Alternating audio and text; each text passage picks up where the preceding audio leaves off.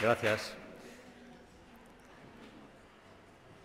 Mi primera maestra en el parto fue Consuelo Ruiz Vélez Frías, una matrona que murió defendiendo el parto en casa hasta el final. Falleció en el 2005 y en los últimos años yo tuve el privilegio de estar con ella. Para ella había 4 grandes enemigos del parto, que eran la prisa, el sufrimiento, la ignorancia y el miedo.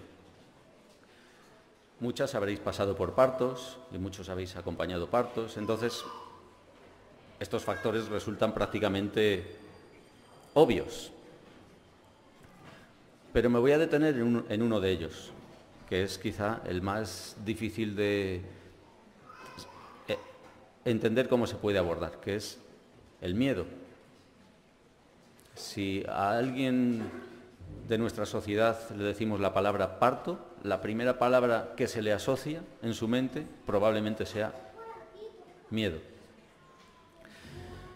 ¿Y cómo se puede afrontar un miedo? ¿Cómo se puede solucionar un problema de miedo? Bueno, pues yo antes de ser ginecólogo era psiquiatra. Y los psiquiatras a los miedos concretos los llamamos fobias. Y sí que hay técnicas para solucionar las fobias, para solucionar los problemas de miedo. Básicamente, las técnicas siempre se reducen a lo mismo. Se reducen a exposición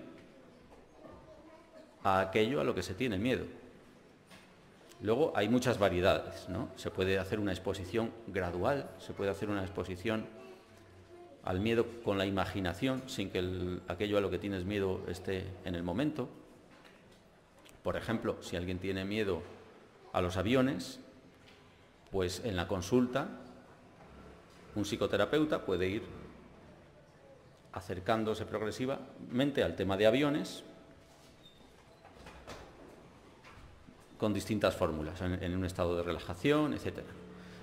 Pero siempre teniendo en cuenta una premisa muy importante, y es que la ansiedad, el nerviosismo ante aquello que te da miedo, por sí solo tiende a disminuir, porque no estamos hechos para estar en estado de miedo de forma permanente.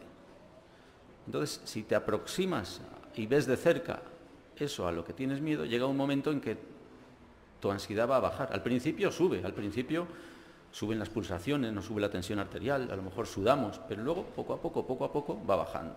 Entonces los buenos terapeutas saben que cuando tratan problemas de miedos, problemas de fobias, tienen que conseguir que el paciente no salga de la consulta en el máximo estado de ansiedad. Tienen que estar suficientemente con él para que la ansiedad pueda volver a disminuir. Me he salido del tema. Era el parto. No me he salido. Porque cuento todo esto, porque como el miedo es quizá la emoción negativa que más se asocia al parto y es la más difícil de abordar, una persona que va a acompañar a una mujer que va a parir, pienso que tiene que tener muy en cuenta dónde están los posibles miedos.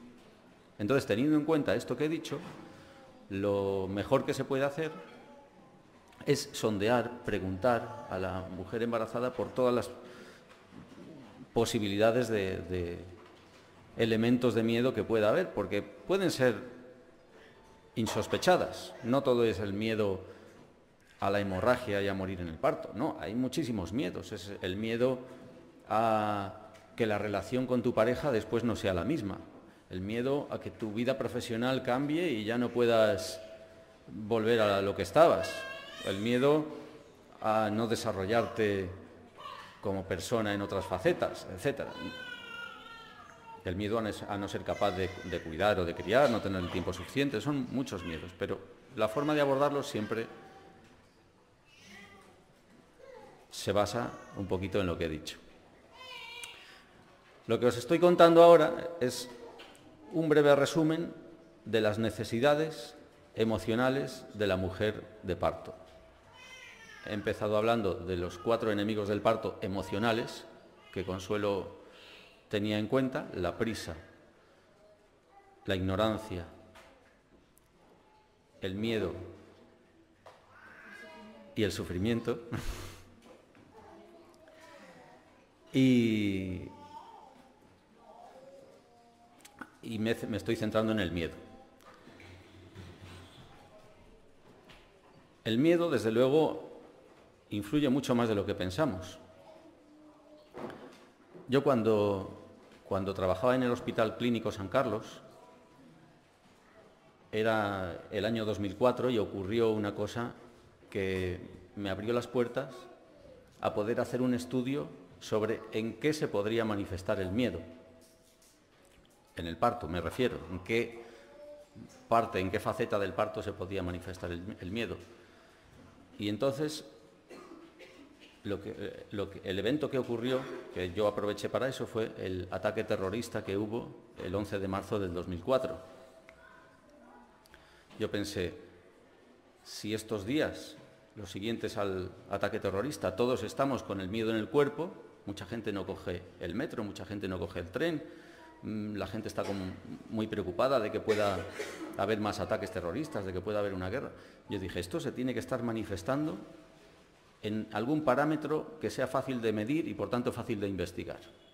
Así que me cogí las estadísticas del hospital y descubrí que había un factor en el que se manifestaba clarísimamente.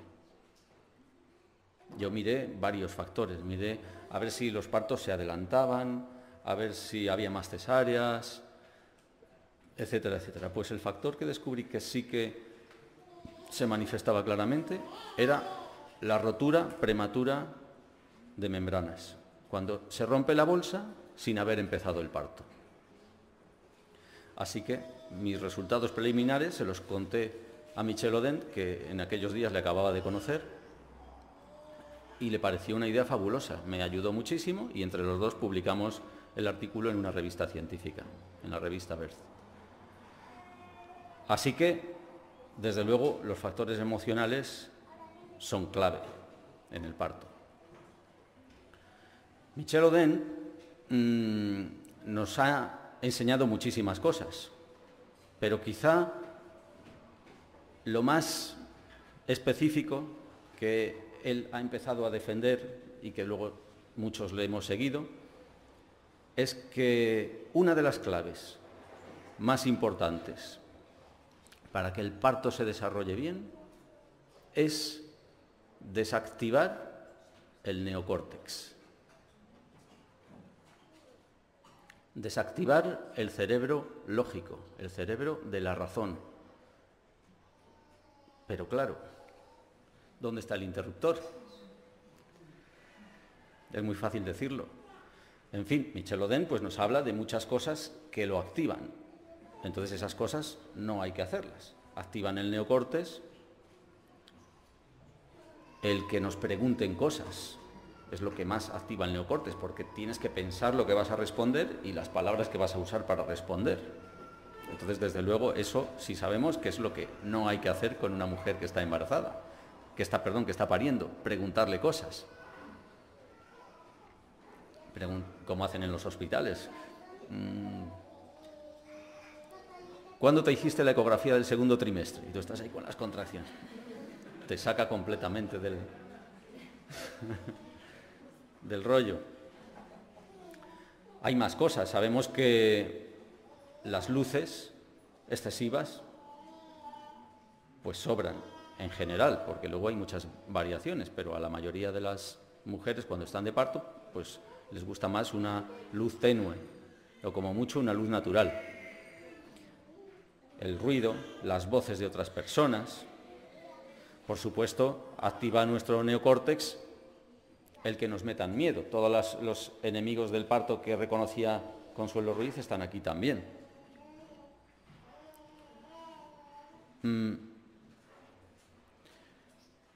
Pero, ¿cómo se puede resumir en una forma positiva?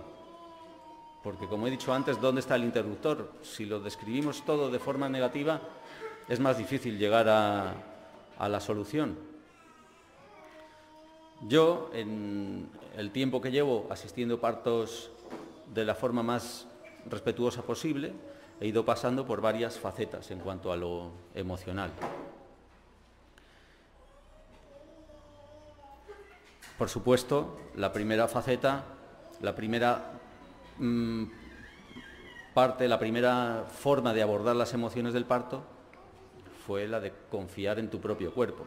Eso ya, de por sí, si consigues confiar en tu propio cuerpo, es una forma de no estar activando el neocortes y es una forma de tener alejados a los 4 enemigos del parto que mencionaba antes.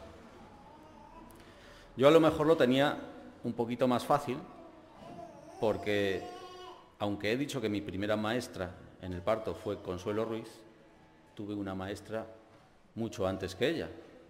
Y es que mi madre me había tenido a mí en casa, en su domicilio, un parto completamente natural, y después había tenido a otros 6 hermanos míos en hospitales, en clínicas. Y entonces yo, cuando tenía 8 años, y cuando tenía 9, y cuando tenía 10, en varias ocasiones escuché a mi madre recriminar a mi padre porque él había empujado a parir en el hospital si su primer parto, que había sido en casa, había sido mucho mejor. Y es que mi madre tenía la filosofía de que confiando en el cuerpo es como mejor el cuerpo se defiende de todo. Por ejemplo, nos poníamos malos y cuando teníamos la gripe nos decía: venga, métete en la cama, hijo, que el sudor es que tu cuerpo está reaccionando. O teníamos la tosferina y nos metía en la cama y nos decía: tranquilo, hijo, que la tos es porque tu cuerpo está reaccionando. En una ocasión, un hermano mío tuvo fiebre de 40 con delirios, o sea que ahora sé que eso fue una meningitis, y mi madre le metió en la cama y le decía: nada, hijo, tranquilo, tu cuerpo está reaccionando. Entonces, claro, yo tenía un bagaje que me ayudó a comprender lo que es confiar en el cuerpo.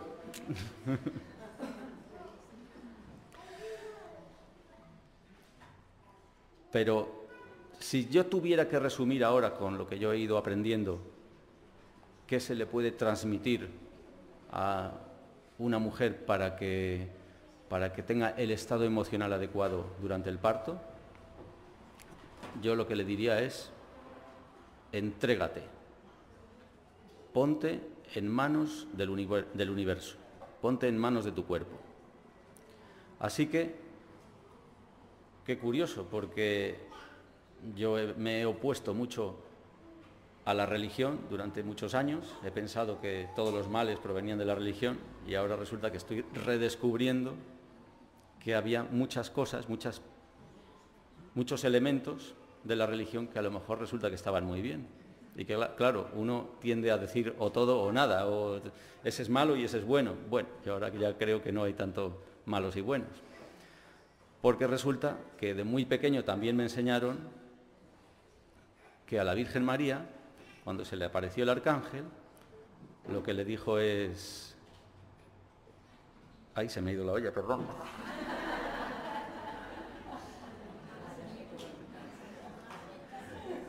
Hágase en ti, dijo ella a Dios: hágase en mí según tu voluntad. Hágase en mí según tu voluntad. Y eso me parece que resume muy bien lo que se puede hacer en el parto para tener el estado emocional adecuado. Hágase en mí, que la naturaleza lo haga en mí, que mi cuerpo lo haga solo, que el universo lo haga en mí. Es el concepto de entregarse. Y bueno, pues simplemente con esto termino mi charlita pequeñita de las necesidades emocionales de la mujer de parto. Gracias.